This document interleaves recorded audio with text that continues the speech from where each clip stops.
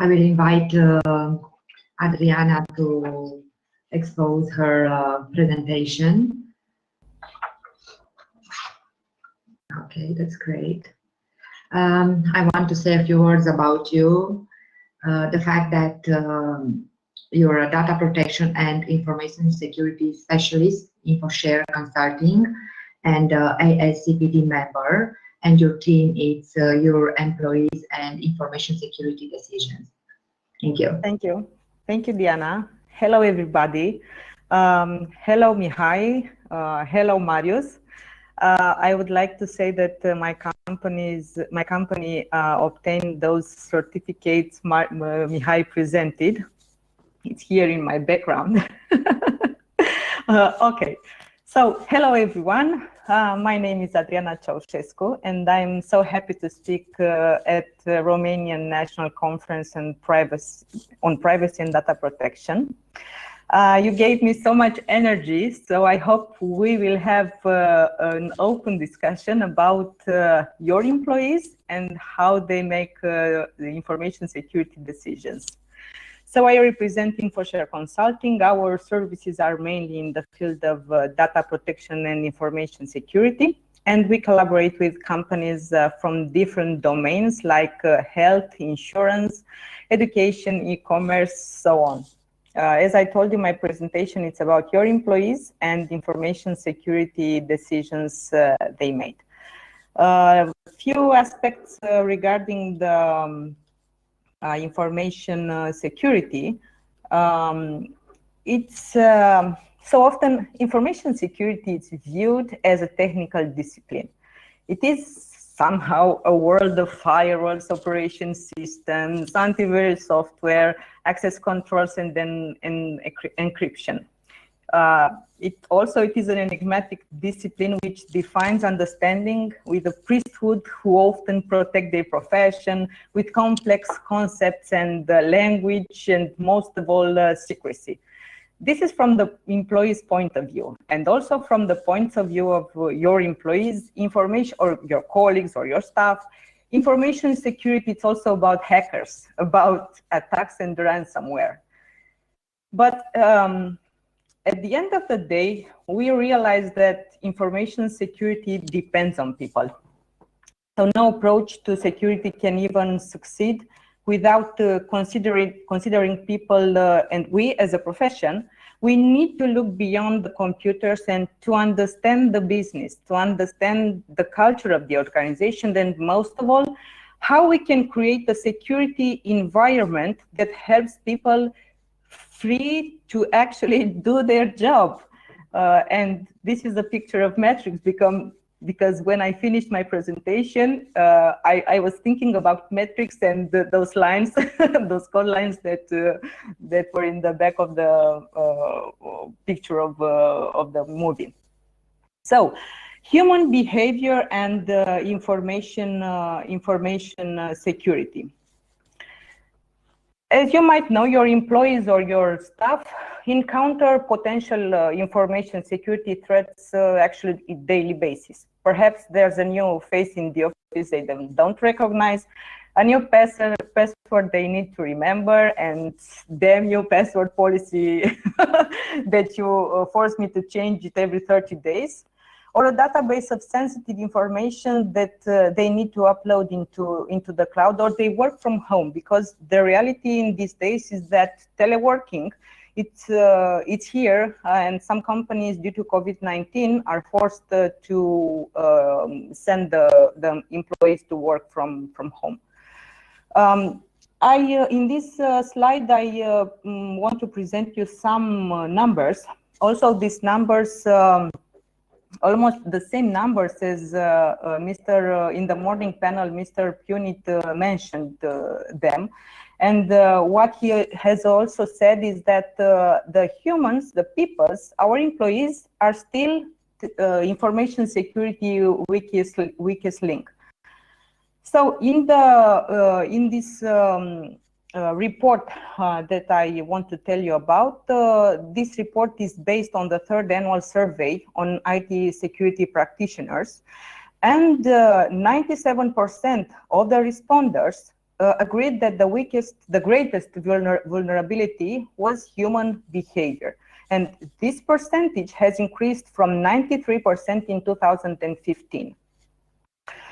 To reduce this vulnerability, it's very important to understand 24% of the responders use fear, 41% adopted best practices, and 83% encourage their employees or colleagues through policies, training, and awareness to become a part of the information security solutions.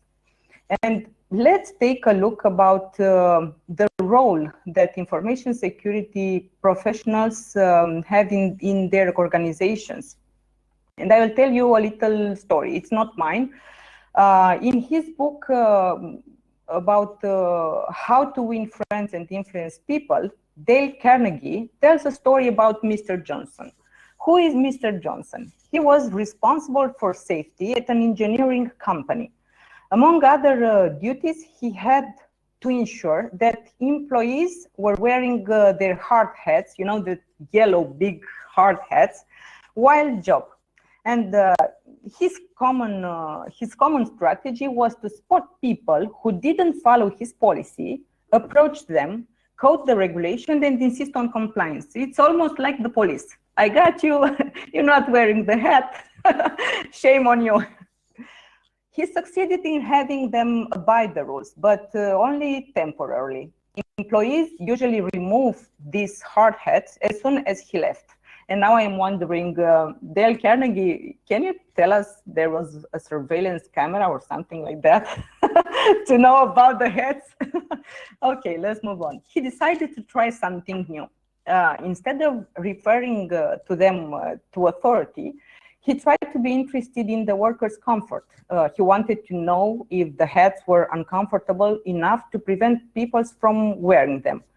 So also, instead of simply insisting on following the policy, he mentioned to the employees, and in a pleasant voice, of course, that it was important to wear hard hats because they were designed to prevent injuries.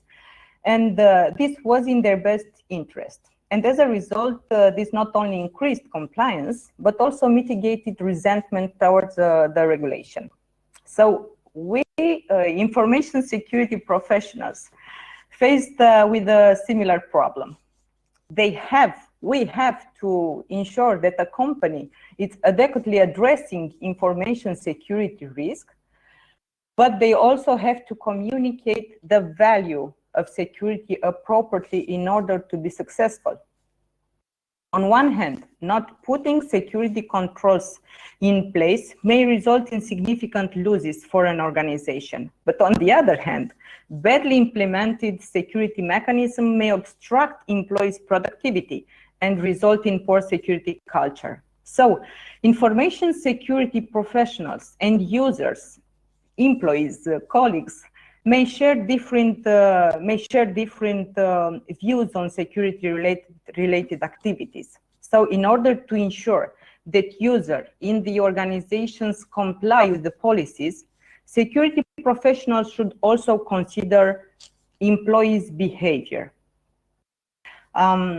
So let's take a look at how the employees make decisions and to try to understand them a little bit. Employees, our colleagues, are hired on different jobs to execute jobs like marketing, managing projects, sales, and so on.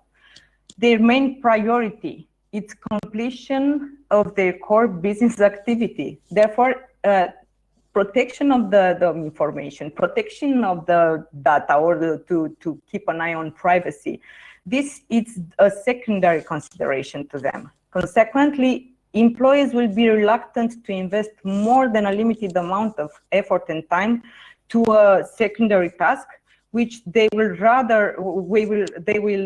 rarely understand, they will rarely put value, and from which they perceive no benefit. As in the morning panel, one of the speakers said, "I don't care." It's I very often have this answer. If you pay attention to your employees or to your staff, to your colleagues, you will observe that when security mechanisms cause additional workload, employees will favor non-compliant behavior in order to complete their primary task quickly. For example, one guy from sales department needs to do his job done and needs to send this sales report to the big boss. It happened to me to speak with one of my colleagues and to see that he pushed the yes button when the pop-up comes on desktop, and he didn't read the notification. He just clicked on yes. Other example, it's one organization giving employees encrypted USB drives, but the storage on that drive is not enough, forcing them to share files via email or via non-encrypted drives. It happened to me also. So people tend to be aware of their behavior and how their behavior can pose an increased risk, but feel justified these workarounds because the organization has failed to provide them with a proper technical implementation. For example, why to zip the documentation and to put a password when we can send the PDF as it is via email, and this is one of the examples. So in a research conducted among security professionals in Great Britain, researchers concluded that implementation of security compliance seems to create a strain and enlarges the gap between security professionals and the rest of the organization. But when non-compliant behavior is identified by us, information security professionals should first rule out the possibility of malicious behavior, and then should understand where and why the security policy failed to work properly, forcing the employees to find these workarounds. The moral security policy implementation facilitates employees' values and priorities, the better it fosters employee incentives and strengthens the security, the information security culture. In order to achieve alignment between security and the employee perspective, the process of formulating information security policies and procedures, especially in big companies, must be focused on employees' behavior, because a security professional should remember that employee performance is goal-oriented. These goals are usually focused on business processes and their demands, and are generally seen as completely independent of information security goals, which often perceived as abstract and lacking context, especially when we copy-paste those policies from other companies and we are not paying attention what is happening in our company. So, when the viewpoint of employees is not taken into account, the end result is their partial or total absence as a factor in the process of designing a security mechanism. The common reason for non-compliant behavior are a good starting point and must be explored further and in detail. They are at the very core of the security design and must be common knowledge for designers and policymakers. So, in order to obtain a positive attitude from the employees regarding information security and to involve them to totally comply with the security requirements, information security professionals should try to implement a security culture within the company. One of the articles that I read and I like so much was recommended by Chris Romeo. It's a CEO at Journey Security, and what he recommends us is are actually more ways to develop a security culture from top to bottom. But I want to discuss with you only 4 of them. Instill the concept that security belongs to everyone. I know you will say, okay, how we will do that? But remember that many organizations have the opinion that the information security department is responsible for security. The CISO, it's the big boss of the information security. He's the only one who can deal with the information security in our company. It's wrong, because sustainable information security culture requires that everyone in the organization is all in. Everyone must feel like a CISO. This is information security culture for everyone. Focus on training, awareness, and beyond. And I think the speaker in the morning panel will totally agree with me. There are several comments. I will not detail here because these 10 commandments of security employee training and awareness are in this slide. But I want to take a look deeply into the focus on training and awareness and what to do beyond. So security awareness is the process of teaching your entire team the basic lessons about information security. And when I'm referring to information security, you know that also personal data are also a part of this information security. You must level set each person's ability to judge threats before asking them to understand the depth of the threats. And security awareness has gotten a bad rap because of the mechanism used to deliver it. I mean, posters and in-person reviews can be boring, but they do not have to be. So add some creativity into your awareness efforts. The number 3 is reward and recognize those people that do the right thing for security. Look at the opportunities to celebrate success. When someone goes through the mandatory security awareness program and completes it successfully, give them a high five or something more substantial. Okay, what I've done after all the trainings that we have done for several companies, we gave the participants some t-shirts, and we also invite them to a little party, but of course nowadays it cannot be possible, but we reward them with t-shirts. You can also give them some amount of money or something that will be positive for them, and they will remind the training program they will be happy to remind the trainings.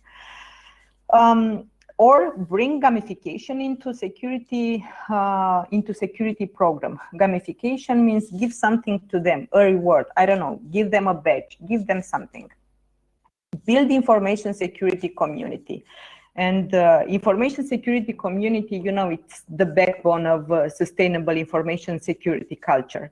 Community provides the connection between people across the organization. Security community assists in bringing everyone together against the common problem and eliminates that us versus them mentally. That means the information security professionals versus the other employees from the company. Security community can manifest as one-on-one mentoring or weekly or monthly meetings to discuss the latest security issues. Call it information security morning, information security coffee. Bring your colleagues to Zoom and try for 10 minutes to talk about something, but in a fun way. And this is number 5, make information security fun and engaging.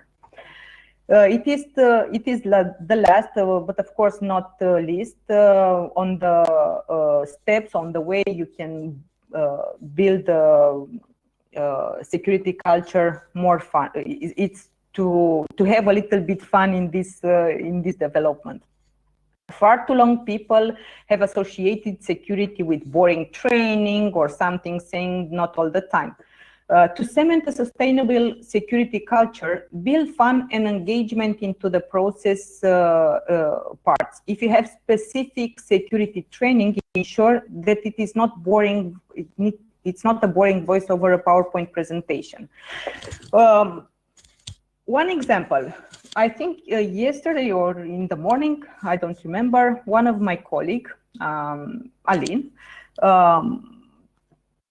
gave us a link to a funny presentation regarding password. This presentation was the comedian Michael McIntyre was telling us something about password and how you should change your password, but in a funny way. I will use that in the next presentation that I will have with my colleagues to remind them and to make it in a fun way that the password needs to be changed or needs to be changed in those 32 days, I think.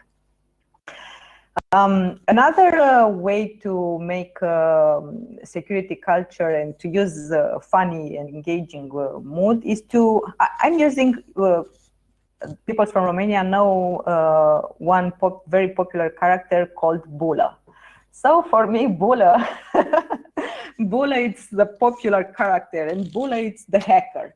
Bula it's the person who is always in the middle of jokes. So use this example, use Bula, make this character more popular than he already is. And in a book regarding managing information security, it's a book edited by John Vaca.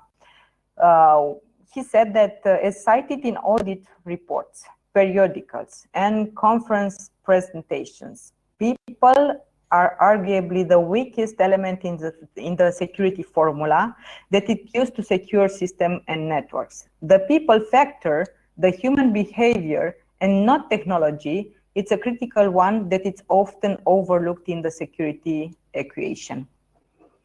So this is my presentation. These are the 10 commandments of security employee training and awareness. You can, you will have my presentation. Don't want to insist. So this was my presentation. Thank you for watching. And if you have questions. Thank you so much, Adriana. We don't have a question for you, but we have a question for Marius. Thank you again, Adriana, for your presentation. Sorry, not for Marius, for Mihai. I don't know if you had a chance to read the question, Mihai. It's, would you like to answer? I will read the question if that's okay with you.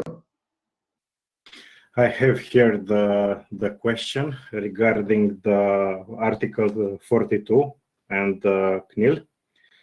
I understand very well the question. The idea behind my presentation was that you need to be able not to show compliance related to Article 42, but to be able to show compliance to the authority in case of a data breach when they will make control to your company, and you need to show them that you tried to implement as many things as possible in order to assure privacy for the data that you have. It's not the same compliance as described in Article 42. Okay. I understand that it will be okay, but until that point, because we do not have such an authority in Romania to be able to certify our company for this Article 42, you need to have a way in which to show goodwill. Good, good. Thank you so much, Mihai, for answering that. Thank you. Looks like our day is almost closing. I would like to thank you, both of you, for attending our conference and for presenting us all your important information. Ladies and gentlemen, thank you for attending our 4th day of National Conference of Privacy and Data Protection Privacy Romania 2001. Thank you to all our guests for sharing all their information. And thank you ASCPD Romania for organizing this conference. Before we are closing our day, I will invite Marius Dumitrescu, the President of of ASCPD Romania to say a few words. Marius? Thank you very much, Diana, and thank you very much all the speakers. We have reached the end of the first day of Privacy Romania conference, and I can say that was a very consistent day. It was full of very good information, and I think probably many of us will use the free recordings to this presentation to review the information. I would like to thank once again all the speakers who shared with us such important information and experiences. I appreciate that all the presentation had a very practical approach, and I think that this future will make this event very appreciated by the participants. The conference will be continued tomorrow morning, and I'm convinced that we are all waiting to listen to the presentation of the most known and appreciated Romanian speakers in the field of data protection, of course. Most of them are ASCPD members or ASCPD advisory board members. Good night, everybody. I hope that after this conference, you will take into the consideration to become a member of Romania Association of Privacy Data Protection Specialists. Thank you very much and good night. Good night, everyone. Wishing you all a lovely evening. Good night.